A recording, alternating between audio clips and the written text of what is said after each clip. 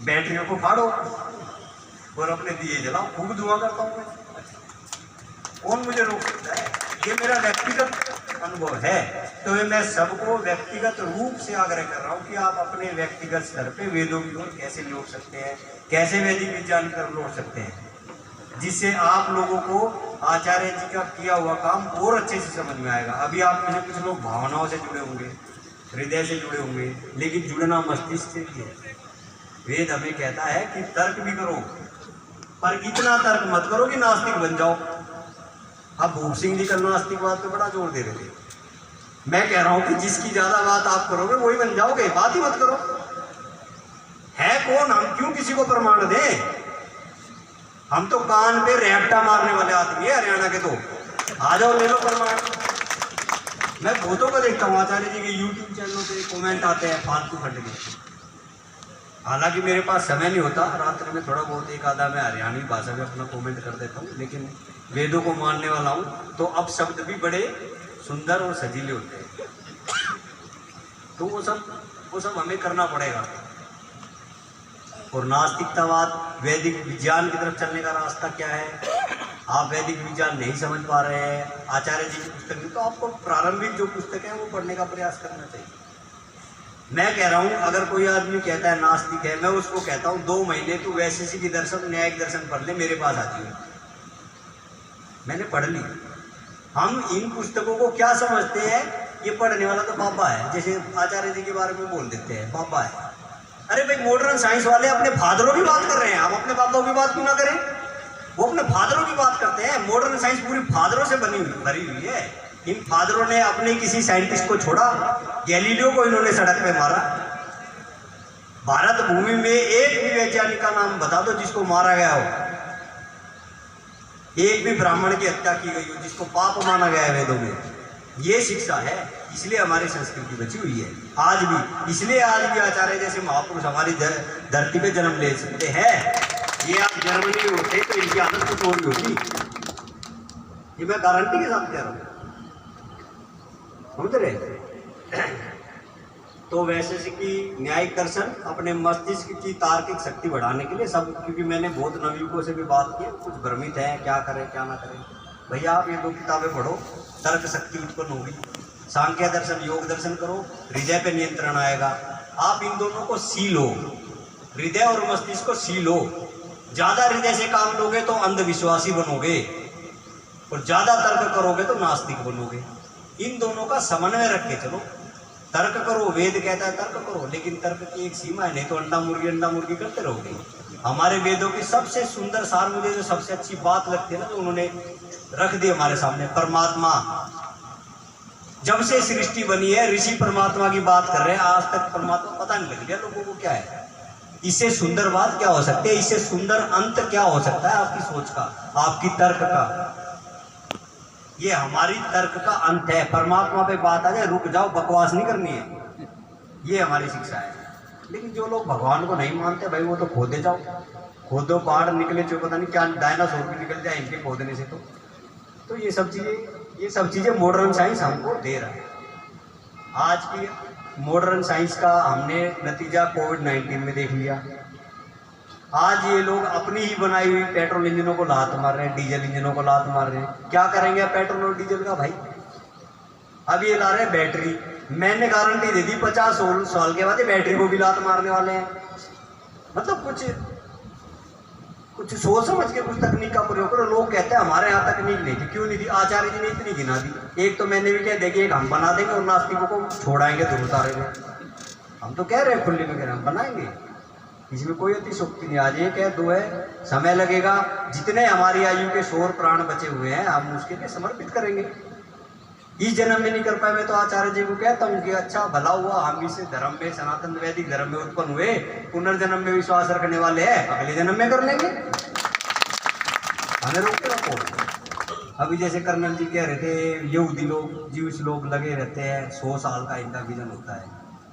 अरे हमारा तो 7 जन्मों का विजन यही होना चाहिए कि भारत भूमि वेद भूमि बनी ही रहे।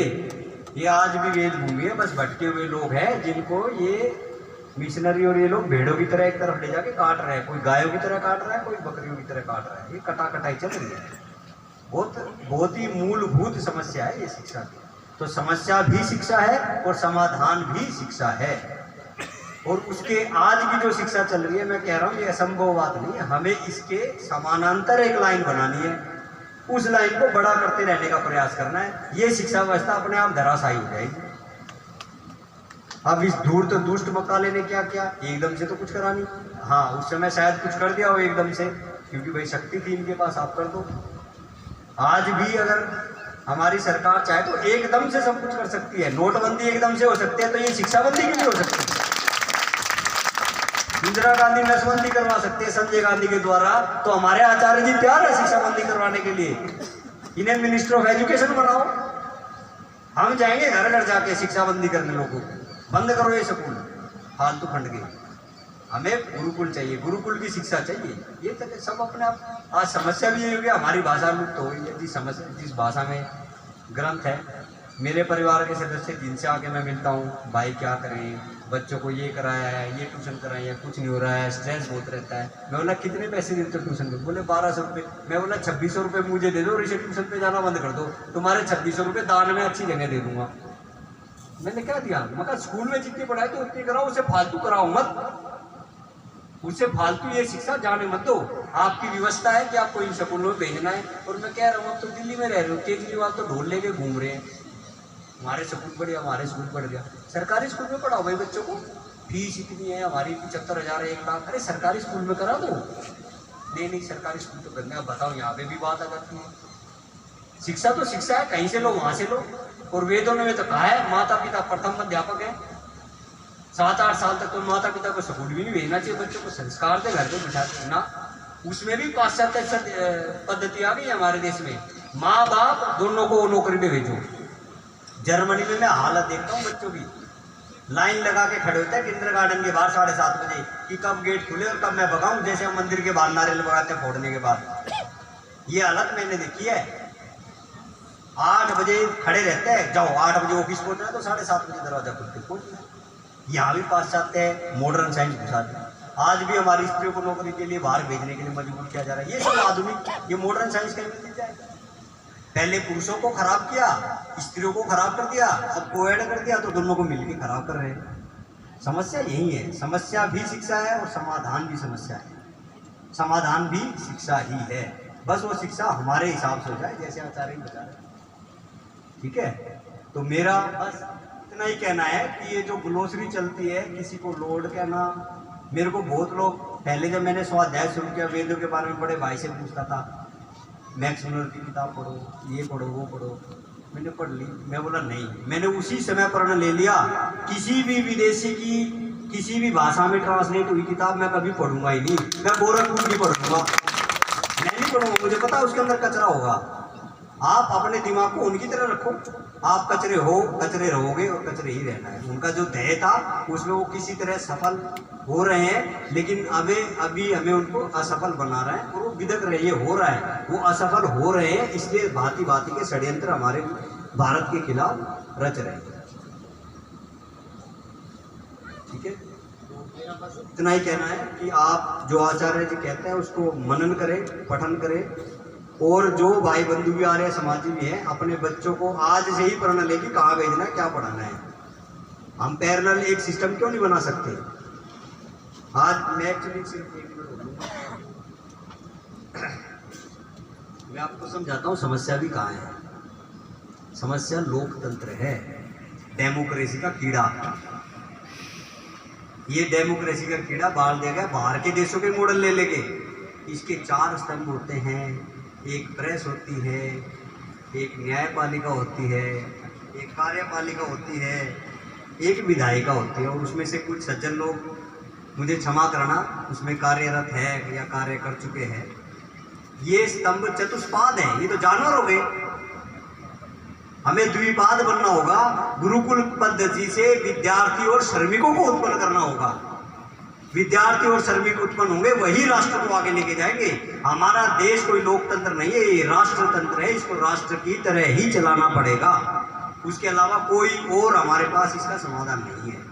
गुरुकुल खुले, वहां से विद्यार्थी और श्रमिक बने, वही श्रमिक सारे काम करें, न्याय करें, कार्यपालिका चलाए, रिपोर्टिंग करें, क्या समस्या है? सब जने शर्मी की तो है, सबको शर्म करते हैं।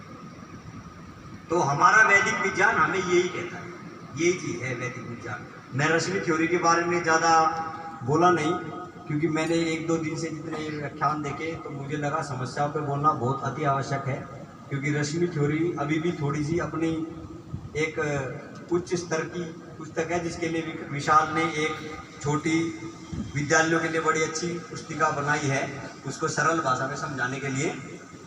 तो आप लोग वो अवश्य पढ़ें। अगर आप नहीं पढ़ना जानते तो कम से कम खरीद के रखें।